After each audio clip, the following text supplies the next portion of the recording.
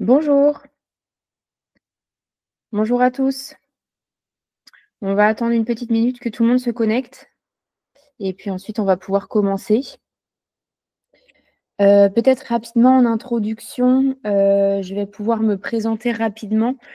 Aussi pour information, n'hésitez pas tout au long de ce webinaire à poser toutes vos questions sur le chat et si vous souhaitez également laisser vos coordonnées, si vous avez besoin d'une réponse un peu plus précise et que vous souhaitez qu'on vous recontacte pour pouvoir en discuter, on sera ravis de le faire.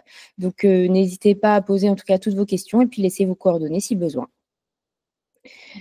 Du coup, en attendant que tout le monde arrive, on va rapidement commencer par une petite présentation, très rapide. Donc moi, je suis Justine, je suis chef de projet marketing chez Dolmen. Pour vous expliquer rapidement ce qu'est Dolmen, c'est, un éditeur de logiciels qui vous permet en fait de booster votre stratégie de marketing en actionnant différents leviers depuis une seule et même plateforme de marketing. Donc depuis cette plateforme de marketing, vous avez différentes possibilités. De faire de l'animation et de la collecte de données depuis des opérations sur borne ou sur web. Donc chaque année, en fait, avec nos clients, c'est des centaines d'opérations qui sont organisées et mises en place en magasin chez nos clients. Ensuite, on a une deuxième partie plutôt gestion base de données clients avec toute la partie segmentation, connaissance client, etc. Et une troisième partie, donc pour aller jusqu'au bout du parcours, une partie plutôt communication, email et SMS, donc qui vous permet aussi de communiquer avec vos clients sur ces différents canaux. Eh bien, écoutez, on va commencer, on va rentrer dans le vif du sujet. Donc là, l'objet un petit peu de ce webinaire, c'est de booster votre contactabilité et du coup de pouvoir en faire une opération de collecte de données réussie, une opération à succès. Donc en fait, la contactabilité, c'est quoi? C'est vraiment la capacité d'un magasin à pouvoir joindre et ou recontacter en fait ses clients depuis différents canaux. Donc on va avoir 3 critères ici qui vont rentrer en jeu. Le premier, bien évidemment, vous le connaissez tous, c'est l'opt-in, donc le consentement du client, à savoir est-ce qu'il a donné réellement, explicitement son accord à être recontacté par votre entreprise.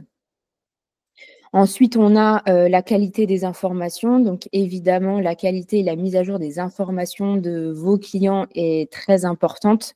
Elles doivent être régulièrement mises à jour pour être exactes et donc avoir vraiment une base de données claire et des informations du coup qui sont nouvelles ou du moins récentes.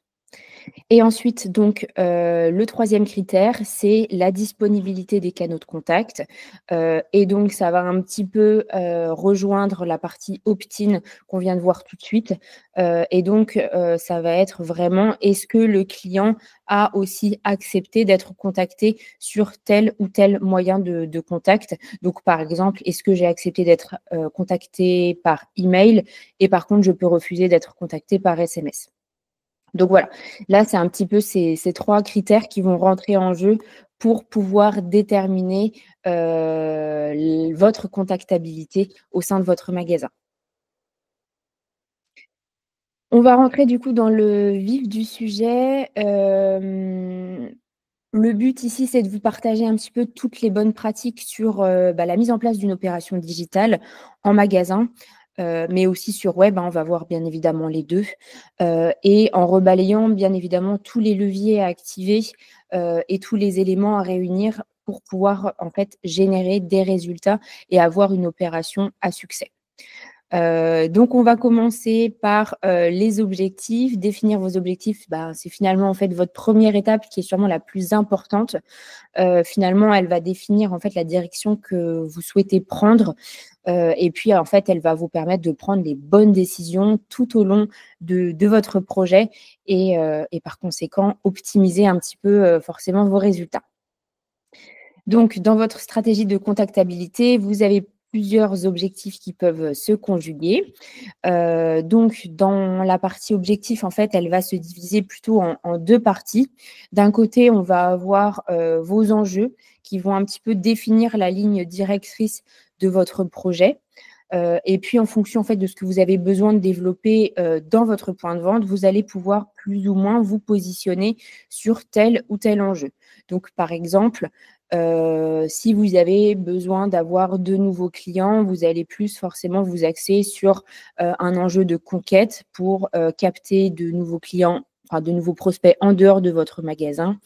Et à contrario, si vous avez, une base de données qui est quand même assez conséquente et que vous, votre objectif principal, c'est, la fidélisation, vous allez plutôt vous concentrer, sur, vos clients actuels et donc dans le but de les garder, chez vous et donc de les fidéliser. Donc bien évidemment, ces enjeux peuvent être, complémentaires. Vous pouvez répondre à un double objectif. Par exemple, la fidélisation et l'animation au magasin. Souvent, ça va un petit peu ensemble puisque l'animation permet aussi de fidéliser. Donc, voilà, vous pouvez avoir bien évidemment un double objectif. Mais c'est vrai que pour, optimiser, les résultats, nous, on vous préconise vraiment de vous concentrer, sur un voire 2 objectifs pour pouvoir, être, vraiment avoir une façon d'avancer assez claire, et voilà. En face de, du coup, ces enjeux différents, vous avez, différentes cibles. Donc, comme vous le savez, vous ne pouvez pas vous adresser, de la même façon à des cibles différentes. Donc, il est important de bien, la définir. Et de bien savoir à qui on s'adresse. Évidemment, donc vous le savez, si je m'adresse à, des familles, c'est, des parents et enfants, je ne vais pas du tout m'adresser à eux de la même façon que je vais m'adresser à des seniors, évidemment. C'est pas les mêmes besoins, c'est pas les mêmes envies. Voilà, donc il y a vraiment beaucoup de choses à prendre en compte parce que finalement, les enjeux et les cibles vont pouvoir aussi avoir un impact sur, tous les leviers que je vais pouvoir mettre en place, par la suite. Donc voilà, en fait, c'est vraiment ces 2 éléments qui vont vous permettre de faire vos choix stratégiques dans la mise en place de votre opération. Donc c'est vraiment la première étape ici. Pour répondre à ces objectifs, donc, vous allez pouvoir définir le canal de collecte qui va répondre à cet enjeu et évidemment donc vous permettre d'atteindre vos cibles. Dans la stratégie de contactabilité, la gamification reste, une solution qui fonctionne très, très bien. C'est d'ailleurs le point fort chez Dolmen. Là, vous allez pouvoir mettre en place différents dispositifs, de collecte de données pour capter vos clients, donc en fonction toujours de votre objectif et de votre cible. Donc d'un côté, on va avoir la borne de jeu qui va, vous permettre principalement d'animer votre point de vente et de générer du trafic. Et parmi donc les 3 avantages qu'elle propose, c'est un de créer l'événement dans votre magasin, 2 de capter en fait vos clients en toute autonomie et 3 de développer aussi la relation de proximité avec vos clients. Donc de votre côté, à vous, votre objectif bien sûr, c'est, d'optimiser votre base de données, votre connaissance client, mais il ne faut pas oublier que, vos objectifs passent aussi par les besoins et les envies de vos clients, c'est-à-dire aussi donc de créer une relation de proximité avec vous, et de pouvoir se sentir proche en fait, finalement des commerçants, qu'ils ont autour d'eux.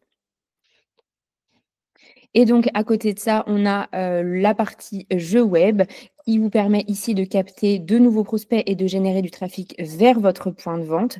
Donc là, on est plutôt sur un dispositif, qui va être, relayé en dehors de votre magasin dans le but de, générer du trafic vers votre magasin. Et donc au niveau des avantages de ce dispositif, on va plutôt ici être sur un objectif fidélisation et conquête. Donc ça dépend aussi toujours des différents, leviers de communication que vous allez activer. Mais voilà, ici ce dispositif, en tout cas son avantage premier, c'est de pouvoir faire de la conquête et donc comme je vous l'ai dit, de générer du trafic vers votre magasin. Dans tous les cas, ces 2 dispositifs, vont vous permettre de développer votre base de données et votre connaissance client, que ce soit donc le profil de vos clients, directement, mais aussi la connaissance de leur comportement d'achat. La mise en place donc d'une animation, va forcément entraîner le choix d'un dispositif de gamification. Donc là, il est important de vous poser aussi la question: «Quelle est la mécanique de jeu que je vais mettre en face de quel dispositif de collecte pour répondre à mes objectifs?» Donc là, on a vu les dispositifs de collecte. Maintenant, on va regarder plutôt, la partie dispositif de gamification. Donc là, votre dispositif de collecte, il peut être articulé, par 2 mécaniques de jeu différentes pour répondre à vos enjeux. Donc on va avoir, la partie instant gagnant et la partie tirage au sort. À savoir que les instants gagnants n'auront pas forcément le même impact selon le dispositif que vous avez choisi. Par exemple, si on choisit, des instants gagnants directement sur borne. Donc les instants gagnants, je le rappelle, pour ceux qui ne le connaissent pas forcément, c'est, le moyen de distribuer, de faire gagner des cadeaux, à l'instant T aux clients. Donc forcément, sur borne digitale en magasin, on va avoir, forcément cette notion de plaisir immédiat parce que si je suis gagnant, je vais pouvoir récupérer mon gain, tout de suite et forcément donc ça va entraîner aussi, une satisfaction particulière sur la partie aussi relation, client et cetera. Alors que contrairement sur la partie jeu web, on va avoir d'autres avantages, notamment celle qui va permettre de générer du trafic en magasin, justement pour pouvoir récupérer les lots qui ont été gagnés, en instant gagnant. Là, on aura vraiment des impacts qui sont un peu différents. Dans tous les cas, c'est les instants gagnants supposent donc d'avoir une organisation particulière pour la remise des lots, notamment la disponibilité des hôtesses d'accueil et cetera. Et du coup, de l'autre côté, vous avez le tirage au sort qui va plutôt, en fait, engager des gros lots et qui va plutôt générer de l'engouement auprès, du jeu. Donc, généralement, voilà, ça dépend du budget que vous avez, mais vous pouvez, proposer, un voyage, une voiture ou, des des lots qui sont assez importants, que vous n'allez pas forcément permettre à tout le monde de gagner en instant gagnant. Et du coup, bah, c'est forcément ça qui va créer un petit peu l'engouement auprès de votre jeu et créer du trafic, et créer de la participation sur votre jeu. Donc ça, c'est 2 mécaniques de jeu que vous pouvez utiliser séparément ou conjointement, bien évidemment, sur votre opération borne ou sur votre opération web, il y a aucun souci. Ces mécaniques de jeu, elles peuvent être, paramétrées en fonction de vos besoins, de vos envies, du nombre de lots que vous avez à faire gagner. Mais bien évidemment, un jeu 100 gagnant, c'est ça permet aussi toujours d'avoir des résultats qui sont beaucoup plus importants et qui amènent et apportent une satisfaction particulière à vos clients. Donc là, pour aller au bout de la réflexion dans votre mécanique de gain, il va falloir déterminer, vos lots en lien avec votre cible, toujours. On pense toujours objectif et cible.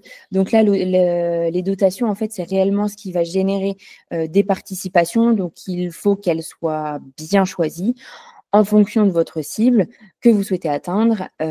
Forcément, votre lot ne sera pas forcément le même. Donc c'est pour ça qu'il faut toujours bien garder en tête objectif et cible.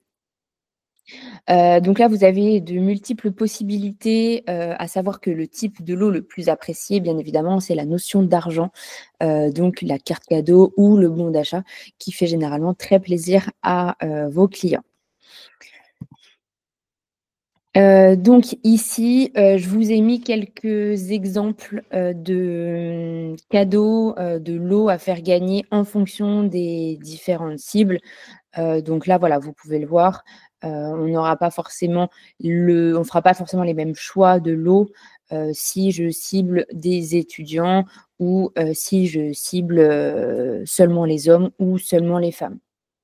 Voilà, vraiment, ça va s'adapter au mode de vie, aux habitudes de consommation, de cette cible, et voilà. Ici, donc au même titre que vous allez réfléchir en fait à vos dotations, il va falloir réfléchir au visuel aussi de votre opération pour la mettre en lumière finalement. Donc vous pouvez pas mettre votre opération sans la communiquer évidemment. Donc là, ici, au niveau de l'emplacement et la visibilité de votre opération en magasin, et donc la disposition finalement de vos bornes, comment je les mets, comment je m'organise en fait pour, capter un maximum de trafic. Bah, en fait, il y a quelques petites choses à savoir, donc c'est des bonnes pratiques finalement. C'est vraiment de penser à la partie emplacement de la zone de jeu. Je vais mettre mes bornes à l'entrée du magasin, je vais mettre mes bornes dans un lieu de regroupement à côté de la zone d'accueil, peut-être pour faciliter, les échanges avec, l'accueil pour la remise des lots et cetera. Mais aussi comment je répartis mes bornes si j'en ai plusieurs. Est-ce que je fais un seul et même pôle de bornes ou est-ce que, je vais isoler une borne, dans un deuxième emplacement justement pour avoir et essayer de capter un maximum, de trafic. Et donc une fois qu'on a choisi l'emplacement, la répartition des bornes, on va plutôt réfléchir à la théâtralisation, de votre opération.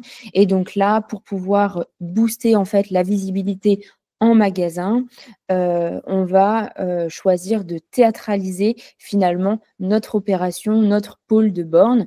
Donc ça fonctionne aussi bien pour une opération borne avec des habillages, des totems, des affiches, et cetera. Mais ça fonctionne également pour, relayer votre opération directement sur web, en créant finalement un pôle, avec, peut-être, des affiches, des QR codes, et cetera, qui permettent directement à vos clients d'accéder sur, le jeu web de votre opération. Et donc, pour faire le lien avec le relais, des jeux web, vous pouvez exploiter toutes les possibilités de communication.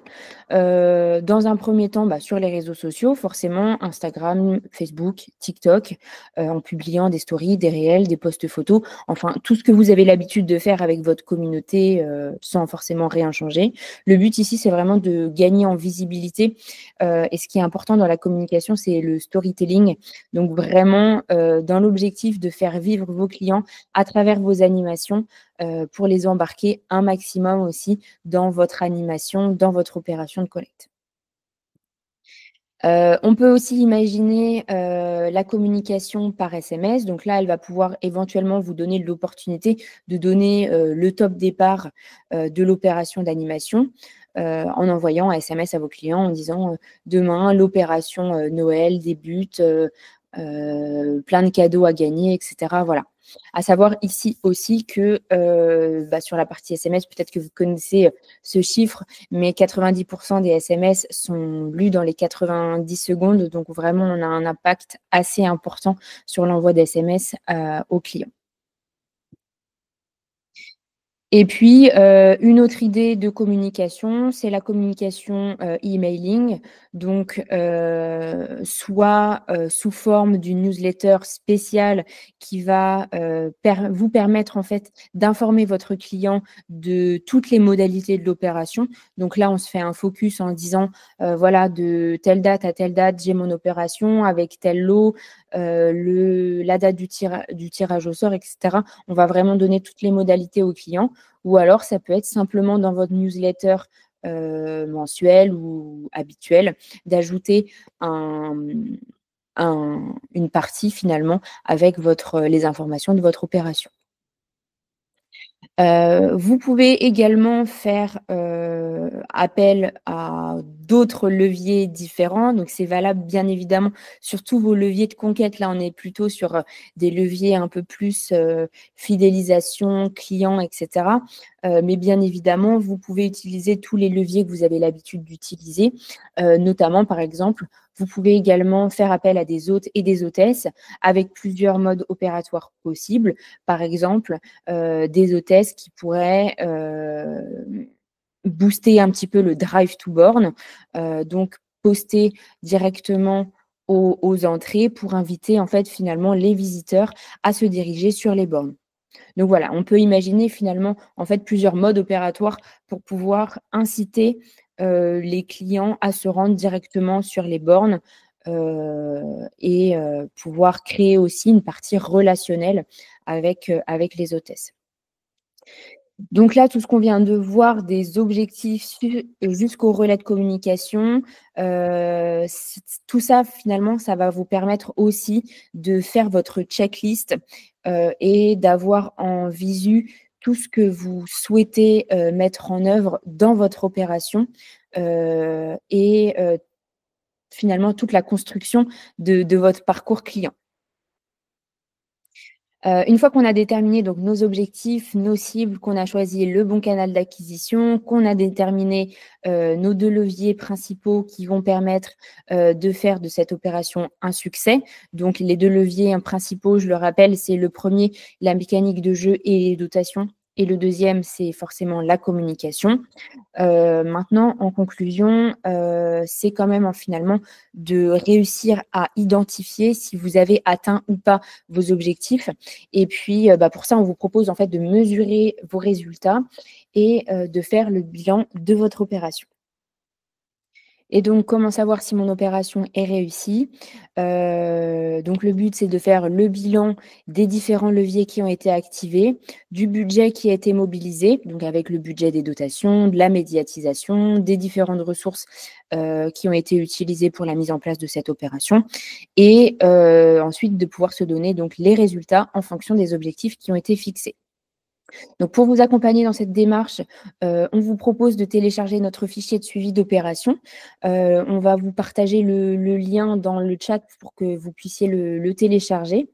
Et donc ici, un petit peu pour conclure, vraiment la contactabilité, c'est pas quelque chose qu'on travaille en une seule fois, c'est vraiment un processus d'amélioration continue.